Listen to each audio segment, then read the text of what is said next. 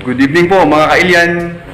Welcome po ulit sa Manong Ilocano Channel. Bale, night vlog po ito mga kailyan. Kasi mag alas 7 na ng gabi. Pero yun po kasi yung time natin. Kaya ngayon lang tayo makakapag-vlog.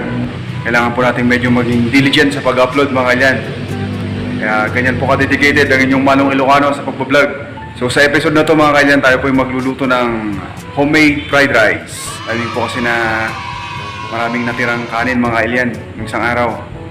Kaya instead na pagpurok lang ng pato o ng manok, lulutuin na lang po natin siya para at least masave po natin yung mga tira-tira nating kanin sa medyo sobrang hirap po kasi ng buhay ngayon mga kailyan. And para naman po medyo something special yung kakainin natin, hindi lang kilabban or yung kaning lamig, lutuin natin siya as a fried rice mga kailyan. So simpleng-simple lang po ang pagluluto nito.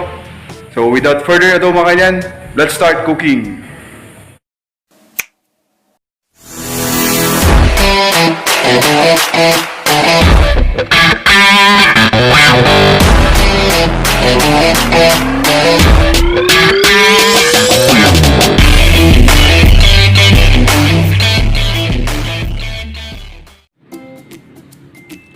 So ito po yung mga ingredients natin na kakailanganin natin sa ating lulutuin ngayon. So isa-isahin lang po natin. Meron po tayong string beans. Iniwa lang natin siya into cubes. Carrots, the same thing din po yung pagkakaiwa into cubes din. And meron din po tayong green peas. And 2 pieces of egg.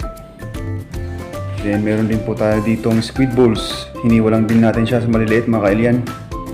Meron din po tayong celery. Meron din po tayong sibuyas tsaka bawang. Inadtad lang po natin siya mga kailyan. And syempre yung leftover rice natin or yung kaning lamig. So yan po yung mga kakailanganin natin mga kailyan. So start na po tayo sa ating pagluluto. So ang una po natin gagawin, maglagay lang po tayo ng mantika dito sa ating kawali.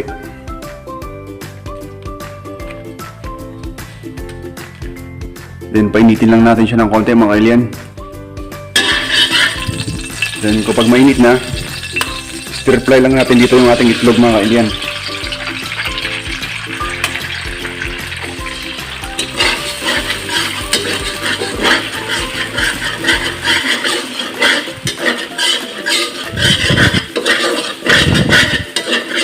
Ayan, okay na po yan.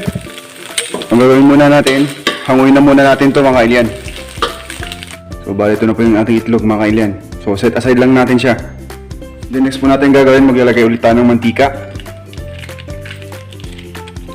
Isunod po natin stir fry itong ating squid balls mga kailyan.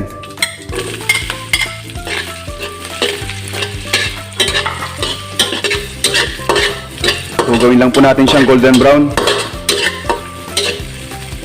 Ayan mga kailyan, okay na po yan. Hindi po natin siya pwedeng i-overcook kasi masusunog siya. So ang gawin natin, umuin po ulit natin itong ating squid balls mga kailyan. So ito na po yung ating squid balls.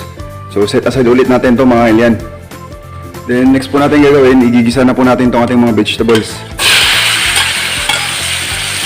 Bale, pagsabay-sabay na lang natin mga kailyan. Lagyan na rin po natin itong ating green peas.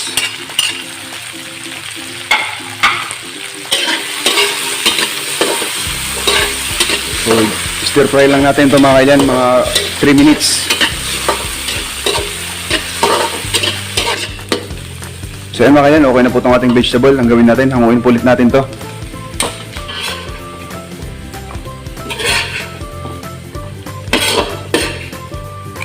So set aside lang din natin itong ating vegetables mga kailyan. Maglalagay ulit tayo ng mantika. Then, igigisa na po natin itong ating bawang tsaka sibuyas. So, pagsabay na natin ito mga kailyan.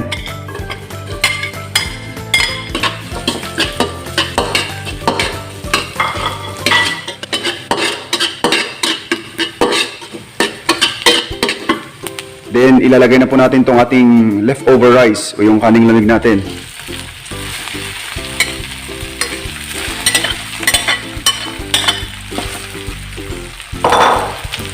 Then, haluin lang po natin.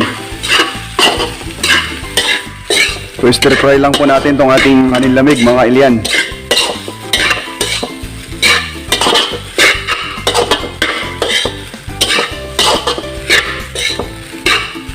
So yan, okay na po yun mga kailyan. So ibalik na po natin yung ating mga ingredients kanina. O ibalik na po natin itong ating vegetable. Yung ating itlog kanina. And yung ating squid balls. Then haluin lang po natin ulit.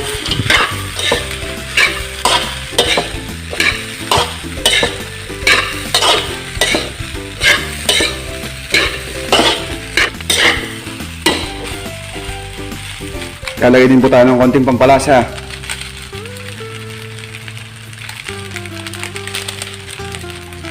And konting toyo mga kailyan, pampakulay lang.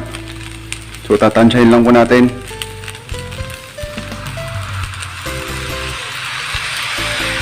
Yan, okay na po yan. Then haluin lang po natin ulit.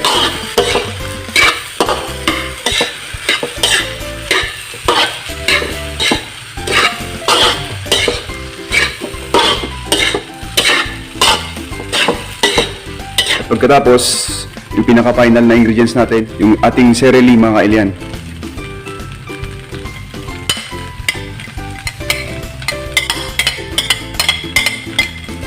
Another halo lang po.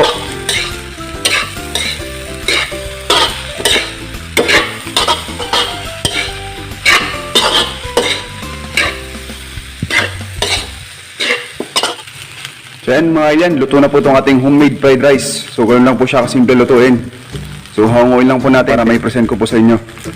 So eto na po ang ating homemade fried rice. Napakasarap po niyan mga kailyan. At siguradong magugustuhan po ng ating mga anak. And ang pinaka-importante po dyan, masisave po natin yung mga tira-tira nating kanin mga kailyan. So hanggang dito na lang po. Thanks for watching and God bless you all mga kailyan.